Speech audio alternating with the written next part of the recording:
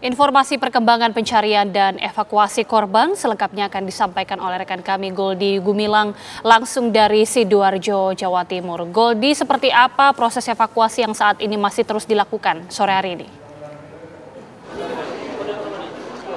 Selamat sore Agita Malika dan juga pemirsa, saat ini kami berada di Posko SAR Gabungan yang berada di samping Pondok Pesantren Al-Qazini yang berada di Buduran, Sidoarjo, Jawa Timur, di mana posko ini menjadi tempat para keluarga santri yang masih belum ditemukan menunggu informasi ataupun data terbaru yang sudah ataupun telah dibuatkan posko untuk pendataan terbaru. Dan untuk lebih lengkapnya pemirsa, di samping kami telah bergabung bersama Sekda Provinsi Jawa Timur, Bapak Adi Karyono. Selamat siang, selamat sore maksud kami Bapak Adi. Sore. Ya. Bapak Adi Karyono, kami ingin memantau perkembangan ataupun update dari data para korban ataupun santri yang sudah ditemukan ataupun belum ditemukan ini seperti apa Pak? Ya, dari 1 kali 24 jam ini kita sudah mendata bahwa jumlahnya yang masuk ke rumah sakit ada 100 dan 26 orang masih di dalam opname dan 70-nya sudah kembali ya, dan 3 orang dinyatakan meninggal dan 1 orang masih dalam rujukan untuk dilakukan operasi. Dari 100 itu termasuk di dalamnya adalah 12 orang yang dilakukan penyelamatan ekstra oleh tim rescuer ya, dan ini masih terus dilakukan ya.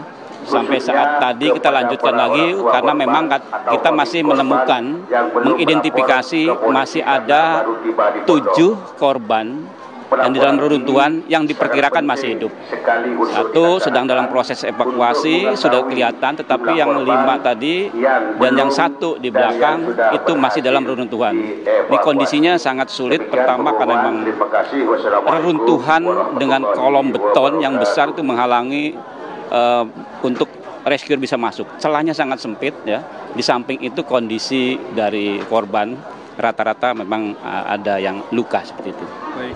Selain 7 tadi yang Pak Sekda sampaikan, kemungkinan besar itu ada berapa sih Pak yang masih tertimbun ataupun masih berada di reruntuhan gedung tersebut? Ya, saya belum bisa menyampaikan secara detailnya karena nanti setelah reruntuhan kita angkat. Nah, ini patokannya kita golden time-nya 3 hari ini. Begitu tidak ada yang dinyatakan masih hidup, maka kita baru menggunakan alat berat ya, eskavator, kren dan sebagainya. Nah, di situ baru kelihatan karena lokasi sangat di dalam.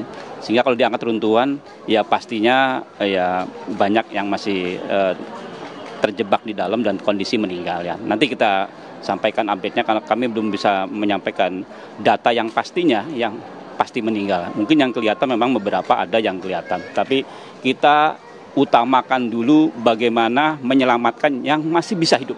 Ya. Jadi kami juga mengimbau pada masyarakat ya, mohon kesabarannya dan kami mohon untuk kami bisa leluasa tim ya, Basarnas gabungan sudah semua tim masuk untuk bisa dengan teknologinya, dengan alatnya kita menyelamatkan dulu sampai titik terakhir seperti itu. Baik. Pak Sekda, ini kan sudah masuk hari kedua. Ini penanganannya ataupun evakuasinya masih manualkah ataukah ada penambahan personil ataupun penambahan alat yang digunakan untuk mempercepat proses evakuasi? Yang pertama kalau untuk personil terlatih khusus sudah kedatangan dari Basarnas Semarang dengan Jogja dan dari pusat. Dan peralatan kita sudah didukung oleh Basarnas maupun dari yang paling lengkap adalah pemadam kebakaran Surabaya. Jadi tetap kita menggunakan ya semi manual karena posisinya rescuer harus bisa masuk dalam kondisi reruntuhan yang resikonya sangat tinggi. Di samping nanti ketika ada pergerakan juga yang masih hidup bisa jadi korban kembali ya, meninggal, tapi juga rescuer yang sudah di bawah ini harus bisa tertahan untuk bisa selamat juga dengan resiko itu. Jadi kalau peralatan kita sudah dengan metode yang sudah sesuai, kemudian juga alat sonar, kemudian untuk mendeteksi yang masih hidup, kemudian dengan drone dan sebagainya, itu sudah kita kerahkan semua. Tapi butuh waktu karena celahnya kecil, kita harus membongkar lantai bawah karena slop-slopnya sudah menghalang seperti itu. Pak Adi Karyono, tadi kan juga sempat beredar video salah satu anggota dari tim gabungan SAR yang masuk ke dalam terus habis itu memberikan makan, oksigen dan sebagainya. Ini mungkin memang merupakan salah satu cara atau seperti apa Pak? Ya, pertama kita harus betul-betul konteks ya, mengidentifikasi bahwa korban yang akan kita selamatkan betul-betul masih teridentifikasi hidup ya. Maka perlu asupan, suplai ya, minuman, makanan, dan utamanya karena tidak bisa masuk, paling tidak oksigen, karena di situ udah sangat pengap ya, sedikit sekali celah. Itu bagian-bagian untuk supaya termasuk juga kita menyapa terus supaya tersadar gitu, karena kondisi lukanya bisa nanti pingsan dan sebagainya, kita tidak tahu dia masih hidup atau pingsan seperti itu ya. Baik. Pak Sekda, ini dari evaluasi awal untuk penyebab dari terjadinya ambruknya bangunan dari Ponpes Al-Qazini ini seperti apa sih Bapak? Bisa dijelaskan? Ya, sementara kalau kita lihat adalah ya kondisinya ambruknya 4 lantai di atas, yang di bawahnya masjid ya, yang itu menimbulkan bahwa terjadi runtuhan dan terjebak ya. Mengenai tentu secara teknis apakah persoalan struktur atau ini memang kita sudah serahkan kepada tim ahli ya. Tadi juga sudah dengan kepolisian, dengan tim ahli dari universitas ya. Tentu kami hanya bisa menyampaikan ini kita upayakan untuk penyelamatan dulu. Karena yang pasti tahu adalah reruntuhan itu yang menimpa seperti itu. Ya. Terima kasih banyak atas waktunya Pak Sekda Provinsi Jawa Timur, Bapak Adi Karyono.